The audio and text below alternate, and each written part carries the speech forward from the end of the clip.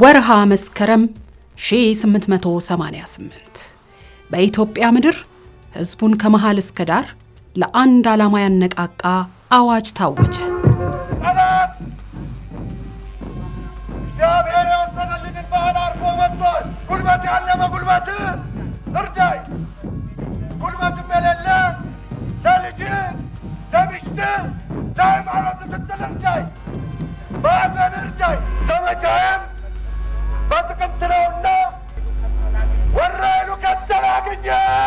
የዛሬ 130 ዓመት ኢትዮጵያውያን በአንድ ልብ በጋራ ለማሸነፍ ወደ አድዋ ዘመቱ። ደጃዝማች ሞሮዳ በከሬ ከወለጋ ሌቃ፣ አባ ጅፋር ከጅማ፣ ከኦጦና ከወላይታ፣ ደጃዝማች ጆቴ ቱሉ ከሊቃ ሳዮና ቤኒሻንጉል ወለጋ አስተዳደር ወታደሮቻቸውን ይዘው ተመሙ። የኩሉ ኮንታ ሊሙና የከፋው ራስ ወልደ ጊዮርጊስ፣ የኢሉ አባቦራው ደጃዝማች ተሰማ ሰራዊት፣ የሸዋ አማሮችና የመጫ ቱለማ ኦሮሞ ፈረሰኞች፣ በራስ መኮንን የሚመራው የኦሮሞ የአማራና የጉራጌ ድብልቅ ጦር፣ የወለጋው ፊታውራሪ ተክሌ ሰራዊት፣ ክርስቲያንና ሙስሊሙን ያካተተው የራስ ወሌ ቡጡልና የራስ ሚካኤል ወታደሮች፣ የሰሜን አማራና የየጁ ተዋጊዎችን ያቀፈው የጣይቱ ቡጡል ተዋጊዎች፣ የራስ አሉላ፣ የራስ መንገሻ ዮሐንስ፣ የራስ ስብሃትና ደጃዝማች ሀጎስ ሰራዊት፣ የዋክሹም ጓንጉልና የንጉስ ተክለ ሃይማኖት ወታደሮች፣ ሁሉም ከአውሮፓ ተነስቶ ሀገር ሊወር የመጣውን ኃይል ሊፋለሙ ወደ ሰሜን ገሰገሱ። የደጃች ወልዴ ጦር ቀደም ተብሏል። የፊታውራሪ ተክሌ ጦር ቀደም ተብሏል። ሁሉንም ኢትዮጵያውያን ነው ያማከለ ጥሪ ነው። በዛ ሁሉን ኢትዮጵያውያን ባማከለ ጦርነት ሁሉም ዘምቶ የራሱን የሆነ አሻራ ኑሯል። ለምሳሌ ሶማሌዎች የመድፍ ተኳሾች እኮ ነበሩ። የመድፍ ተኳሾቻችን ሶማሌዎች ነበሩ እኮ። መድፎቻችን የሄዱት እኮ ከሐረር ነው። አፋሮች እጅግ በጣም በአንድ በኩል ብቻ ሳይሆን በሶስት በኩል በሰሜን ጭምር አቋርጠው በመሄድ ነው እኮ የአድዋ ድልን የአድዋን ጦርነት የገጠሙት። ሼህ ኦጄሌ እኮ ብዙ ሰራዊት አሰልፈው ነው የአድዋን ድል እንዲመጣ ያደረጉት። በገንዘባቸውም ጭምር ነው። ጋምቤላ ከታች ኢትዮጵያ ከስር አልቀሩም። ክርስቲያኖችም ሙስሊሞችም ሃይማኖት ያላቸውም ሃይማኖት የሌላቸውም ድል ነው። የኢትዮጵያን ሁሉ ድል ነው። This is the scramble for Africa. የአውሮፓውያን አፍሪካን የመቀራመት ህልም የቆየ ነበር። በ1884 በክረምት ወራት በጠሩት የበርሊን ጉባኤ ህልማቸውን እውን ሊያደርጉ ተስማሙ። አፍሪካን ለመቀራመትም ሁሉም በየፊናቸው ተንቀሳቀሱ። በ10 ዓመታት ውስጥም ብዙ የአፍሪካ ሀገራትን በቅኝ ለመግዛት ችለው ነበር። ጣሊያንም የድርሻዋን ለመውሰድ ወደ ኢትዮጵያ ማተረች። ዘመናዊ መሳሪያ የታጠቁ ወታደሮቿን አሰልፋ ወደ ኢትዮጵያ ላከች።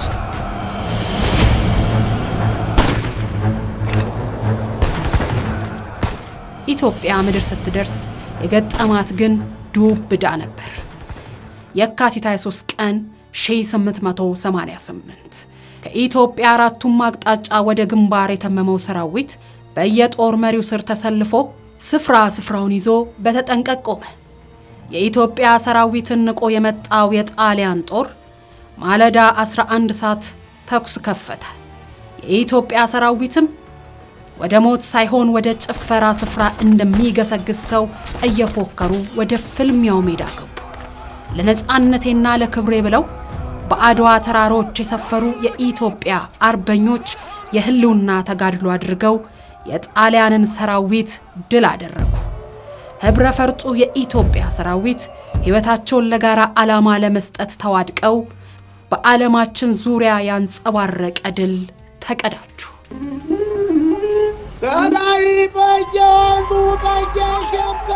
በዓለም ታሪክ፣ በአፍሪካ ታሪክ፣ በጥቁር ህዝቦች ታሪክ ውስጥ አድዋ የሰው ልጆችን የነጻነት ቀናይ መንፈስን ከፍ ያደረገ የኢትዮጵያዊነትን የትብብር የአንድነትን መንፈስ ከፍ አድርጎ ያሳየ ነው። ኢትዮጵያዊነት የነጻነት መንፈስ፣ ኢትዮጵያዊነት ውስጥ ያለው ፍልስፍና ነጻነት፣ ህብረት፣ አንድነት፣ ትብብር መሆኑን ያሳዩበት ነው የአድዋ ድል። የሁላችንም ነው። የኢትዮጵያ ህዝብ በጠቅላላ አቅም ያለው በአቅሙ፣ ገንዘብ ያለው በገንዘቡ፣ አቅም የሌለውም በጸሎቱ የተባበረበት የኢትዮጵያ ህዝብ በአጠቃላይ ጦርነት ነው። አባቶቻችን እናቶቻችን ትልቅ የህይወት መስዋዕትነት የከፈሉበት ነው።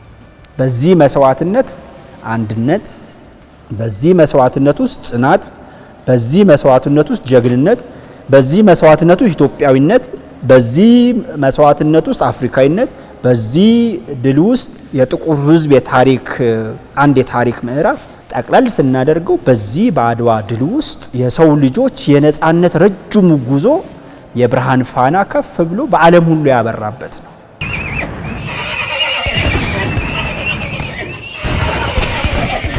የአድዋ ድል የዓለምን የታሪክ ምዕራፍ ከቀየሩ ሁነቶች መካከል አንዱ ሆኖ ተመዘገበ። በአድዋ ድል ኢትዮጵያ በህብረቷና በአልበገር ባይነቷ ነጻነትና ሉዓላዊነቷን አስከበረች።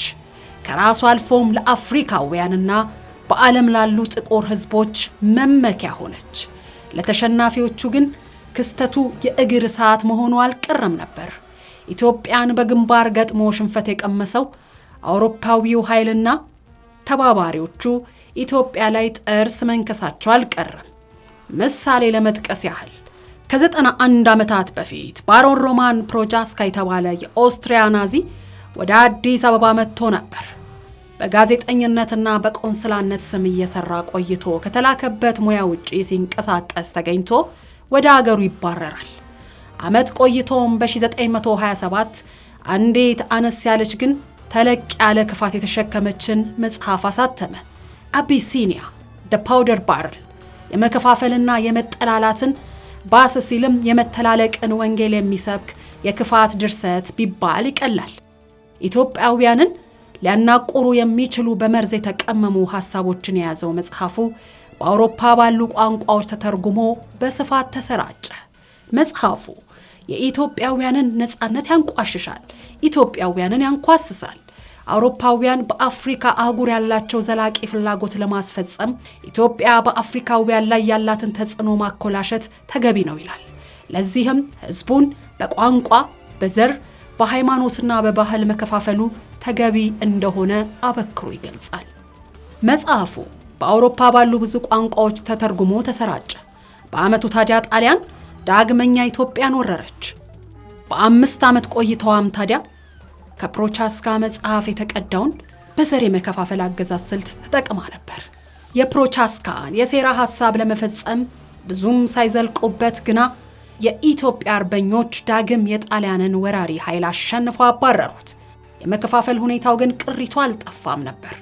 የመከፋፈልና የነጠላ ትርክቱ አባዜ በኢትዮጵያውያኑም ውስጥ ገብቶ የሀገርን እርምጃ ማደናቀፍ ጀመረ። ድሎቻችን ብሔራዊ ኩራትን ያላበሱንን ያክል በጥበብና በቅንነት በብዝሃነት ባግባቡ አልሰፈርነውም። ለሚገባው አካል ሁሉ ተገቢ ዕውቅና አልሰጠነውም። ከዚህም የተነሳም የተጓዝንበት የትርክት ግንባታ ከድል ማግስት በውስጣችን ቁርሾን የሚዘራ ሆነ፣ መተማመንን የሚያጠፋ፣ ለብሔራዊ ጥቅም በጋራ እንዳንቆም የሚያደርግ ሆነ። በተለይ ከ1960ዎቹ የተማሪዎች ንቅናቄ ጀምሮና ከአብዮቱ በኋላም በተተካው መንግስት ታሪክንና ፖለቲካን በብሔር ማንነት መነጽር ብቻ የማየት ዝንባሌ ሰፎ ነበር። የተዘራው የልዩነት ዘር እኛና እነሱ የሚል ነጠላ ትርክቶችን እዚህም እዚያም ፈጥሮ ቆይቷል። ትርክቶቹ የኢትዮጵያን ታሪክ በአሸናፊና ተሸናፊ፣ በገፊና ተገፊ ጎራ ለመከፋፈል ሞክረዋል። ለብሔራዊ ጥቅም ሲባል የነበሩ ልዩነቶችን ሳይቀር ወደ ጎን በመተው በተባበረ ክንድ የተገኘውን የአድዋ ድል ሳይቀር የኔ ብቻ ድል ነውና አድዋ እኔን አይመለከትም በሚል መከፋፈያ አድርገነው ቆየን። በማህበራዊና ፖለቲካዊ ህይወታችን ውስጥ ገብቶ ለበርካታ አስርተ ዓመታት ትውልድን ሲያባላ ሀገርንም ሲበላ ቆየ።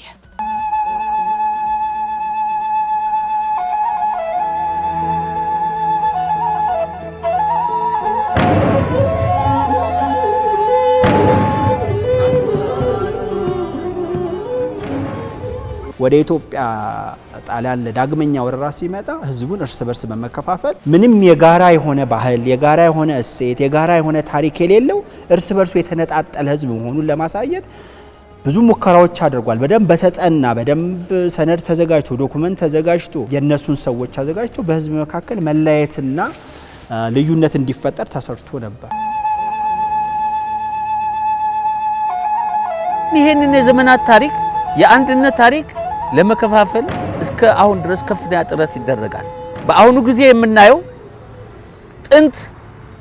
ጥንት ፖርቹጊዞች ጥረት ያደረጉበት፣ አውቶማን ኢምፓየሮች ጥረት ያደረጉበት፣ በኋላም አውሮፓውያን ጥረት ያደረጉበት አካል ነው።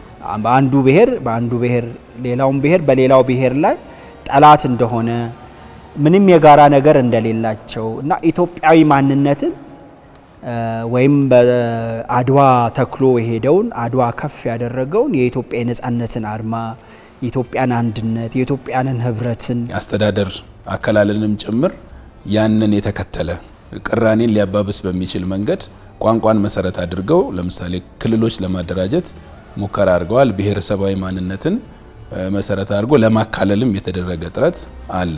ሌላው የተጠቀሙት ስልት ባንዳዎችን የመጠቀም ነው።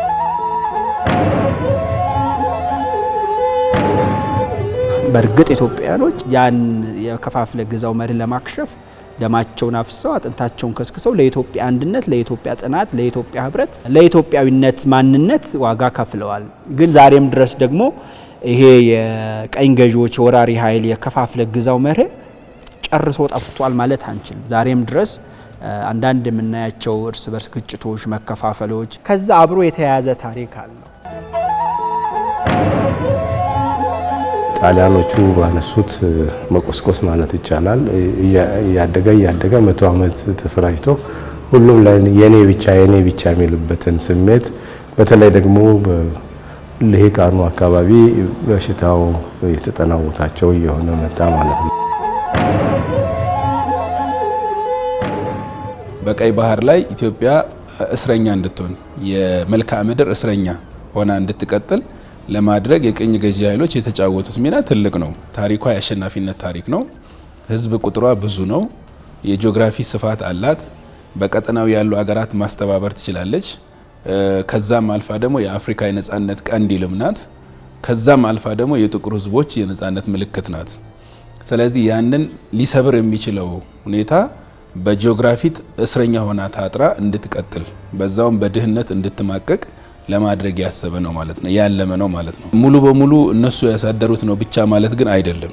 የራሳችን ኢትዮጵያውያን የራሳችን ልጆችም በየጊዜው የመጡ በስልጣን ላይ የቆዩትም የተጫወቱት ሚናም ትልቅ ነው በዚህ ረገድ ማለት ነው። ተባባሪ ሆነዋል ያንን ብሬክ አድርጎ ለመውጣት ማለት ነው። አሁን ነው ዛሬ ሳንሸማቀቅ ያንን ወደ ቀጠናው ወጥተን የመልክዓ ምድር እስረኛ መሆን የለብንም ብለን የወጣ ነው። አሁን ነው በጉልበት አሸንፎ ስልጣን የተረከቡት ቲፒኤልኤፍ እና ኢፒኤልኤፍ የራሳቸው ሁለቱ ያደረጉት ስምምነት ነው።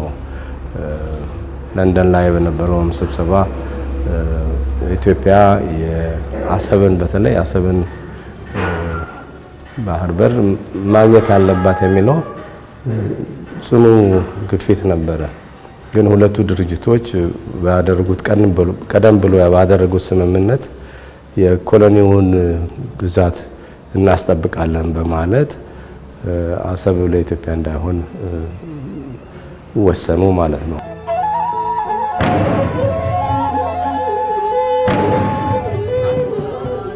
የረጅም ዘመን ታሪክ ያላት ኢትዮጵያ ለብዙ ዘመናት ከውጭና ከውስጥ በሚቃጣባት ጦርነት ብዙ ተጎድታለች። ይሄ ሁኔታም ሀገረ መንግስትና ብሔረ መንግስት ግንባታውን እያደናቀፈ ሀገሪቷ ወደፊት ፈቅ እንዳትል እንቅፋት መሆን ብቻ ሳይሆን ወደ ኋላም ሲጎትታት ቆይቷል። የዛሬው ትውልድ ታዲያ ከዚህ ሁኔታ ጥርስን ነክሶ በመሻገር ለኢትዮጵያ ውለታ ሊውል ይገባል። የታሪክ ጠባሳዎችን እያከሙ የወል ትርክቶችን እያለመለሙ የነገይቱ ኢትዮጵያ በነጻነት ፋና ወጊነት ብቻ ሳይሆን በመደመር ቀመር፣ በአብሮነት፣ በሰላም፣ በእህት ወንድማማችነት፣ በህብረ ፈርጥነትና በብልጽግናዋ እንድትታወቅ ማድረግ ለነገ የማይባል የቤት ስራ ሆኗል። ለዚህ ታላቅ ትርክት ደግሞ መነሻ እርሾ አለ፣ አድዋ። ይህ የትርክት ዕዳና በረከት መጽሐፍ በአድዋ ልዩ ልዩ ማንነት ያላቸው ኢትዮጵያውያን በየግንባሩ ተሰልፈው እንዲዋጉ ያደረጓቸውንና ያስተሳሰሯቸው ነፃነትና ክብር ወዳድነት፣ ድንበር አስጠባቂነትና ኩሩ ስብዕና ናቸው። ጠይም ሰው ከዘመቻ ይቀነስ፣ ሴት ከቤት ተዋል፣ የሆነ እምነት ተከታይ ይቀነስ፣ የሆነ ብሔር ይቅር እየተባለ በማንነቱ ቢቀነስ ኖሮ የአድዋ ድል ባልኖረ ነበር ሲል ያስቀምጠዋል። ትናንት የራሳችንን አስከብረን የሌሎችን ቀንበር ለማውረድ ባደረግነው ጥረት ጀግንነታችንን ያወደሱ፣ ነፃነታችን ለነሱ የተስፋ ስንቅ የሆናቸው ሁሉ ዛሬ በጥርጣሬ እንዳያዩን ተደራራቢ ቀውሶችን በተሻገረ ጥበብ ዛሬም የቆዩ ህመሞቻችንን፣ ትናንት የተፈጠሩ ቁስሎቻችንን፣ ያመረቀዙ ቂሞቻችንን ሽረን መራመድ እንድንችል የአድዋ የድል ታሪክ መነሻ ይሆነናል።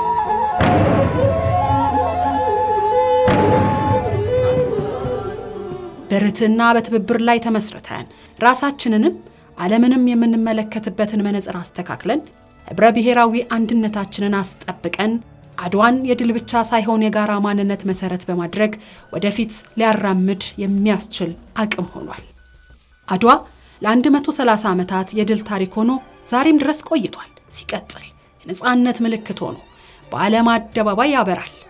አድዋ እንደ ሀገር እንድንቀጥል ያስቻለን፣ እንደ ህዝብ ያስተሳሰረን የጋራ እሴት ሆኗል።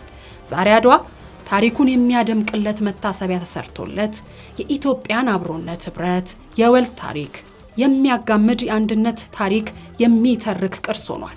የአድዋ ድል መታሰቢያ ይህንን የወል ትርክት ለማጽናት ለቀጣዩ ትውልድ የአንድነት ቃል ኪዳን ለማደስ ተሰርቷል።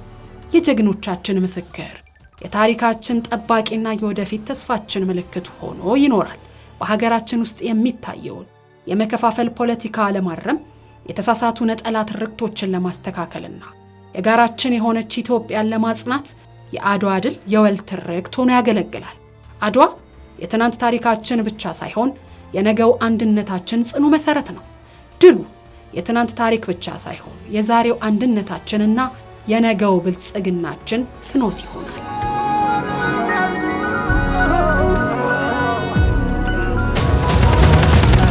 ከመንደር አስተሳሰብ ወጥተን ከክልልም አልፈን አህጉራዊ አስተሳሰብ፣ ዓለም አቀፋዊ አስተሳሰብ እንዲኖረን የሚያስፈልግ ስለሆነ የሚከፋፈለንን አሁን መሳሪያውን ማን ነው የሚሰጠን ብለን ብንል ጠላት ነው የሚያቀበለው እና ያንን መሳሪያ ለምን ያቀበለናል ብለን መጠየቁ ተገቢ ነው። የተፈጥሮ ሀብታችንን ሊወስድ ነው እንጂ there is no free lunch ይላሉ አሜሪካኖቹ። ስለዚህ በነፃ የሚሰጥ ነገር የለም። አንድ ነገር ያስባሉ ማለት ነው። በምትኩ መሳሪያ የምገዳደልበትን መሳሪያ ሲሰጠኝ አንድ ነገር ይጠብቃል ከኔ እና ይህንን መገንዘቡ ብዙ የሚያስቸግር አይመስለኝም። ኢትዮጵያውያን በጋራ የመቆም ታሪካችን የገዘፈ ስለሆነ በነቁጥ ጉዳዮች፣ በትንንሽ ጉዳዮች ሳንጠመድ በአንድነት የመቆም አንጸባራቂ ገድላችንን ማሻገር ይጠበቅብናል። ለዛ የሚረዳ እንደ ዳግማዊ አድዋ የሚወሰዱ ሀሳቦችን ማሰብ ይጠይቀናል። ማሰብና መተግበር ይጠይቀናል። በኢኮኖሚ ምን በለው፣ በማህበራዊ ኑሮ ምን በለው፣ በፖለቲካ ምን በለው፣ በሳይንስ ምን በለው በጣም የተራቀቁ ሳይንቲስቶች አሉ። እነዚህ ሳይንቲስቶቻችን፣ እነዚህ ከፍተኛ ደረጃ ላይ የደረሱ የፖለቲካ ሰዎቻችን በሚቻላቸው መጠን ሁሉ ራሳቸውን ገዝተው ከራሳቸው ጋር ታርቀው አይ ከኔ በፊት ኢትዮጵያን ማስቀደም አለብኝ ብለው ለኢትዮጵያ መስራት ይኖርባቸዋል።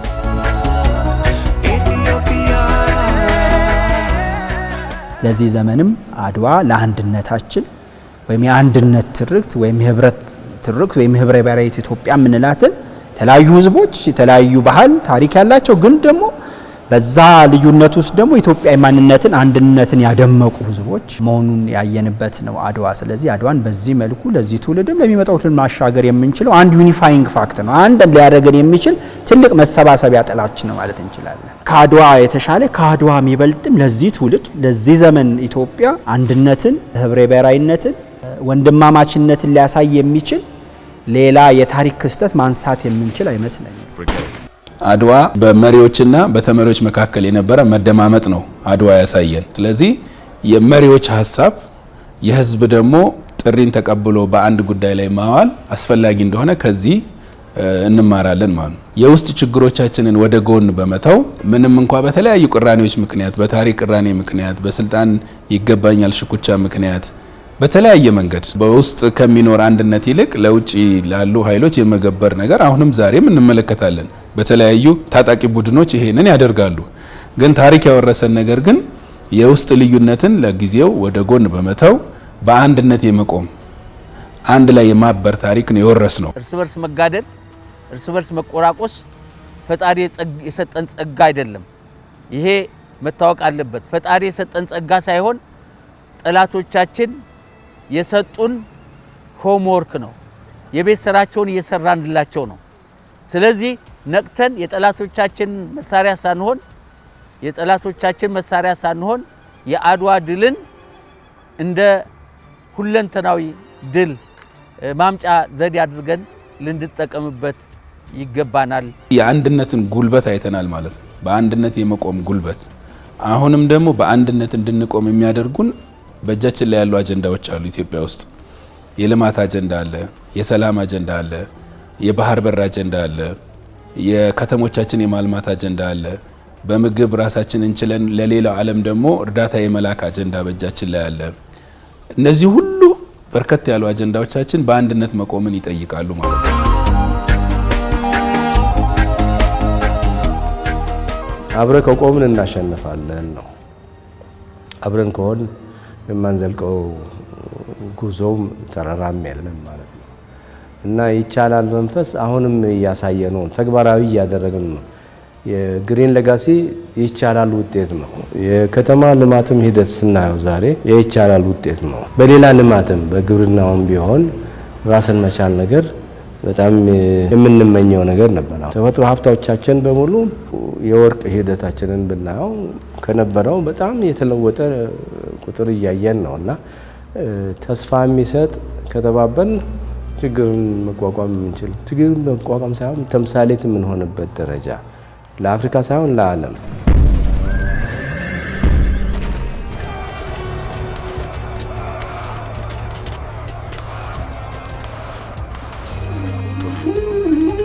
ገዳይ በየወንዙ